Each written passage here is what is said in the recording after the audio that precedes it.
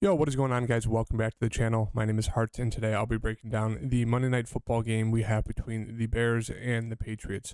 $500,000 up top to first place here on DraftKings. So let's get that coin. Let's win this money.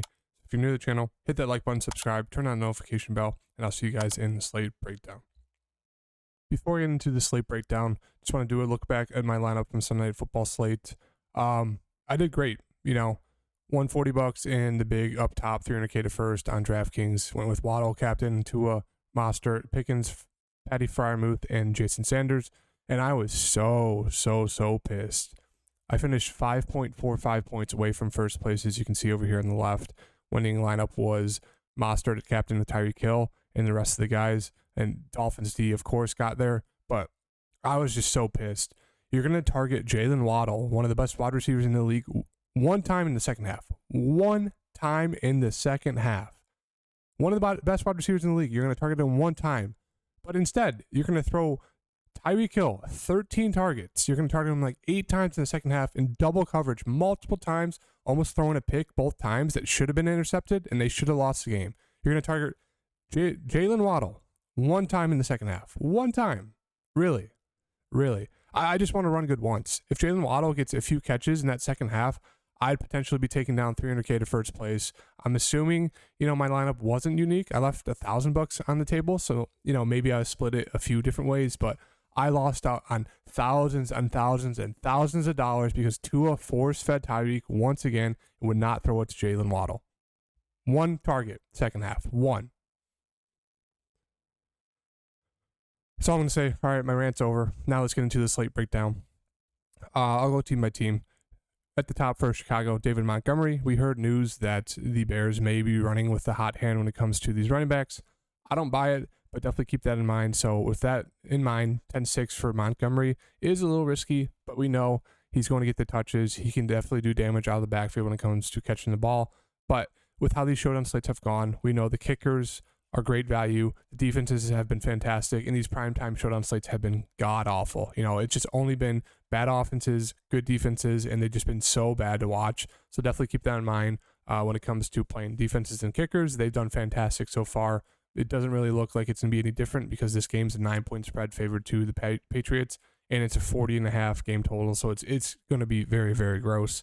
But we got Monty at the top, 10-6. Obviously, a team that can't throw the ball at all, and all they do is rush. Going up against, I think it's the Patriots are the best rush defense right now. So it doesn't look great for Monty at 10-6.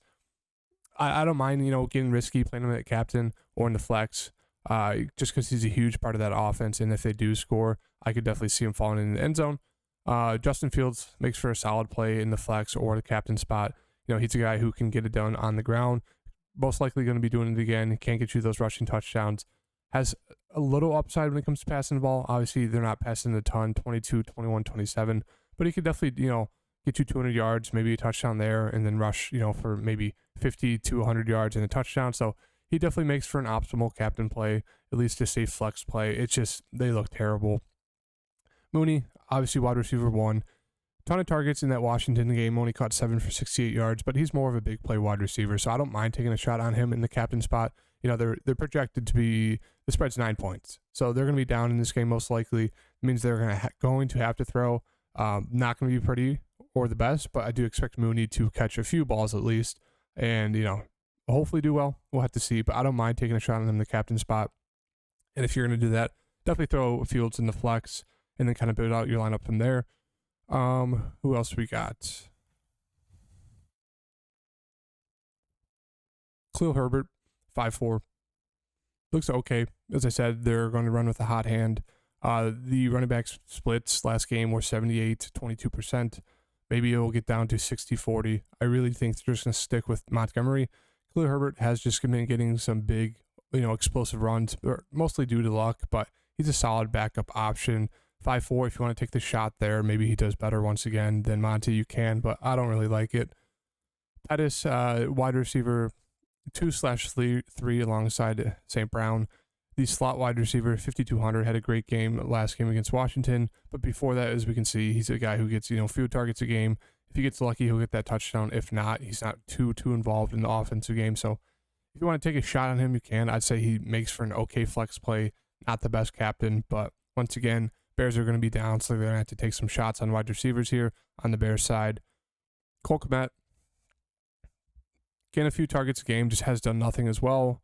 Not seeing any deep balls. It's mostly just kind of short to medium passes at most. So you can definitely look to him. Maybe he falls in the end zone, but once again, just doesn't look too great for him at 4,800. St. Brown, as I said, wide receiver 2/3, hasn't done much. Obviously, we know the Bears' offense is god-awful when it comes to throwing the ball. But he's a guy who had started at the beginning of the season, was seeing some involvement in passing game, was seeing some big, some deep targets, 20-plus yards. So if you want to take a shot there, you can at 4,600. Maybe I slightly prefer him over Pettis, but just really ugly, when it comes down to these Bears wide receivers. Carlos Santos looks like a decent play. The kickers have been fantastic on these showdown slates this year. So if you want to go there at 4,200, you definitely can. Don't mind that. Bears defense will probably be popular just because the Patriots offense is obviously not the best. They do run it a ton, kind of like the Bears, but Mac Jones does throw it, about 30 times a game. So there's that ability to get, some interceptions.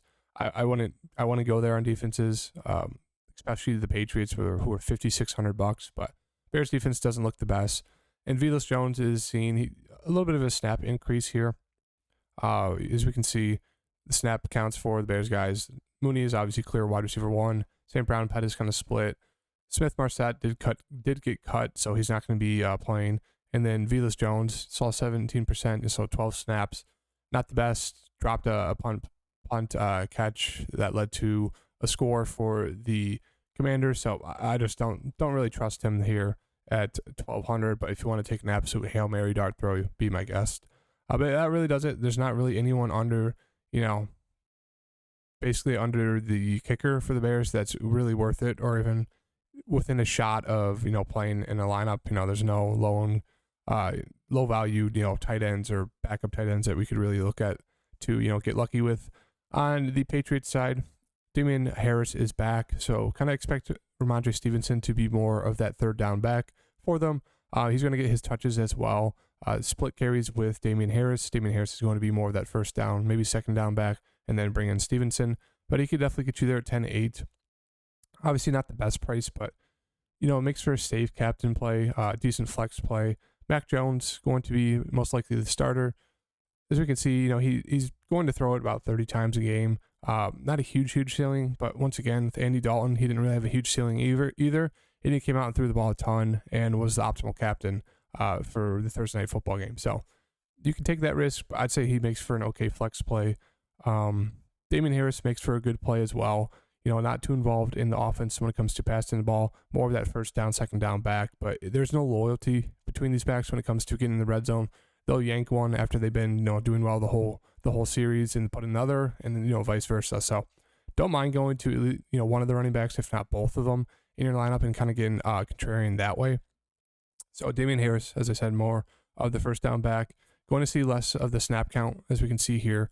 Even in week 1, he only played 39%. They also had Ty Montgomery, so kind of throw out week 1. So look to week 2. Damian Harris played 40, Ramondre 62.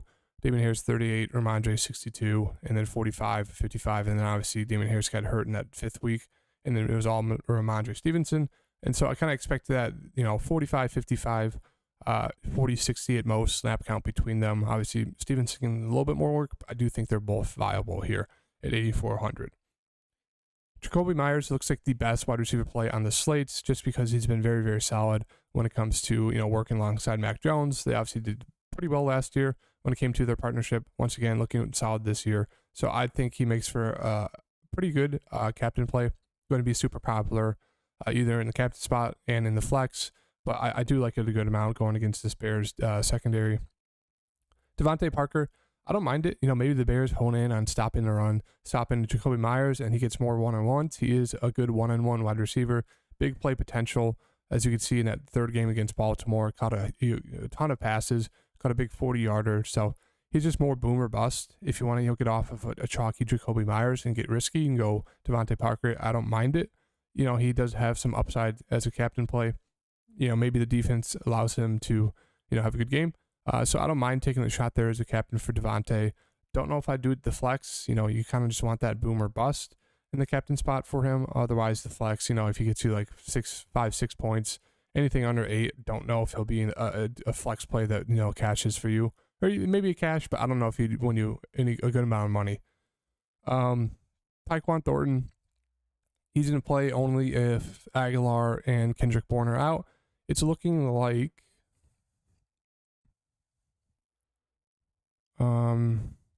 it's looking like Bourne will be out. Aguilar might be back. If he's back, that definitely hurts the value of Tyquan Thornton, who is kind of assuming that wide receiver 3 role. But let's say, let's just say Aguilar's in. If Aguilar's in, I don't really have much interest in Tyquan Thornton. 6,600, he's priced up way too high. Obviously had a great game, last game against Cleveland. But if Aguilar's in, I really think that hurts the value of Tyquan Thornton, makes him too overpriced for me. If Aguilar's out as well, you could definitely look to Thornton, 6'6". He did establish that chemistry, but that was with Zappy. So I don't know if him and Mac Jones are going to be on the same page. Maybe they'll look to get him involved. He's a decent, explosive rookie wide receiver. But at 6,600, that's just a hefty price tag to pay for a guy whose snaps, maybe it doesn't even reach the 50% mark. So definitely keep an eye out on that news there. That's important for tonight's slate. Aguilar, if he plays, you could definitely look to play him. Had one big game against Pittsburgh. Otherwise, he's more of a boomer bust.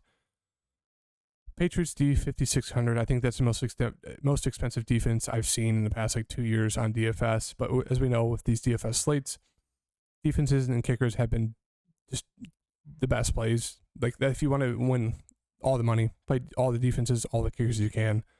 Going against the Bears, god awful offense. We know there's going to be some opportunities for interceptions. Obviously, Justin Fields doesn't throw the ball a ton, but if they're going to be down, which Vegas is assuming, then maybe Justin Fields will have to throw into the 30s, passing attempts wise, and that means more interception opportunity for the Patriots defense, who is pretty good, and obviously touchdown opportunity for their defense as well.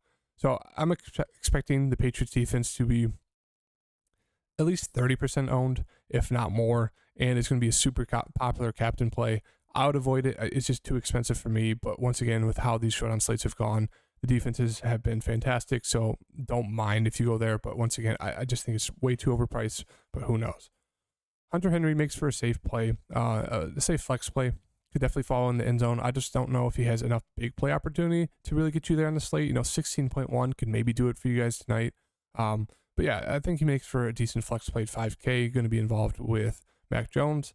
Nick Folk looks like a great play, 4,400. Obviously, as I said, the kickers have been good on showdown slates.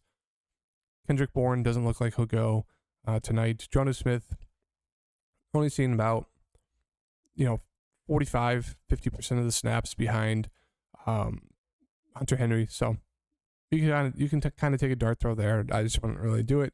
Not too involved in the offense. And that really does it. There's no one really down below Jonas Smith that you can take a shot on. I think Lil Jordan Humphrey's back on the practice squad. So yeah, that is the slate breakdown.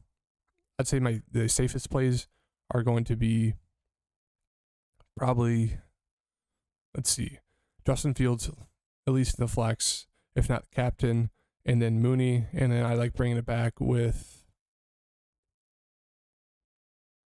I'd say, where is he? Jacoby Myers. I'd say those are my 3 core plays.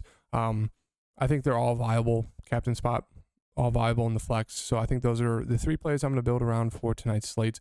If you do like the video, hit the like button, subscribe, turn on the notification bell, and I'll see you guys in the next video. Peace.